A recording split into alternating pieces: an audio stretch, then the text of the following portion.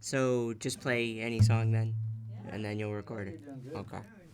All right, go do one of the Brazilian ones then that I already did here. So I was in Thailand at a guest house I had stayed at before. So got dropped off there. It was completely closed. They were renovating it. So I was with a buddy too. And it was 1,000,000,000 degrees outside, and we had those giant backpacks on. And we were walking down the beach, and it was just so horrible. And then this crazed Englishman starts shouting at us from inside another guest house, and he's just like, "Yeah, come stay here. We've got beer, air conditioning." Actually, I don't think there was any air conditioning, but he was trying to sell us.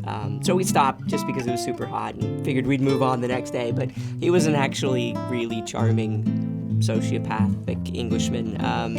And he got us to stay for 2 weeks. During the entire 2 weeks we were there, he was recruiting us for his camp because he ran a special needs camp in the Poconos of Pennsylvania.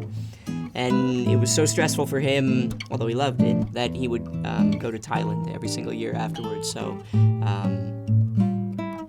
I said, okay, let's go. So I went to that camp, and that's where I met my wife. And then I stalked her back to Colombia. I think she was okay with that. And she gave me a little speech. I didn't speak any Spanish, but she gave me a speech to memorize and say to her dad. I was like asking her permission to date her. I think. I still don't know what I said. But it seemed to do the trick, and he was happy. And then she was able to get a job in Virginia, which is where I'm from. And she was like, "Oh, I got a job teaching Spanish in Virginia. Yay." And I said, "Where in Virginia?" "I don't know, but it's one state. It must be close." So it was 3 hours away in Virginia Beach, and we commuted on weekends for 2 years.